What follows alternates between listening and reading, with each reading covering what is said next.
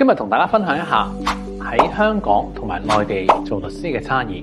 咁第一，當然執業資格係有唔同啦。香港律師係讀普通法嘅學位啦，再加多1年 PCL， 咁喺律師樓實習2年，咁過程嚴謹啦，咁每年大概幾百個名額咁樣啦。咁而內地律師咧就要通過呢個法律職業嘅資格考試，咁再加埋實習但係人數相對仲多一啲，咁所以咧近年市場競爭咧聽講都比較激烈嘅。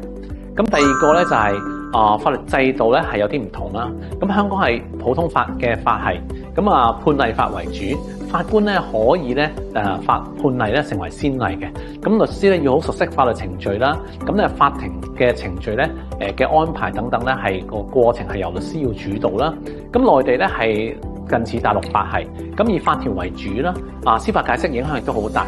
咁法庭嘅程序咧由法官去主導嘅。咁下一樣嘅分別咧就係法庭文化嘅差異啦。香港法庭咧比較講呢個程序嘅公義，證據規則咧比較嚴格，甚至乎律師嘅穿着稱呼禮儀咧都好清楚。內地嘅法庭咧就比較注重實體嘅審查，咁程序相對咧就彈性啲。第四咧就係客戶服務嘅模式有啲唔同。香港律師咧一般嚟講咧都係按時計算啦，收費相對透明，同埋唔可以咧按結果收費嘅。咁但係內地嘅律師咧收費咧就比較多樣化啲，仲可以風險代理，即係成功先至收費。咁第五樣嘢就係業務範圍唔同。香港係國際金融中心，咁好多嘢咧都係要律師去處理嘅，跨境交易商業仲裁信託資產規劃等等，甚至乎啲日常嘅民生嘅事務，例如公證房屋買賣不動產處理離婚繼承都係律師處理嘅。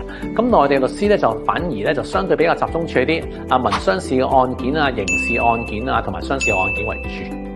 咁總結一下啦，咁香港同內地嘅律師咧唔單止係地域嘅唔同，其實制度啦、文化啦、收費方式啦、角色啦都係好大差異。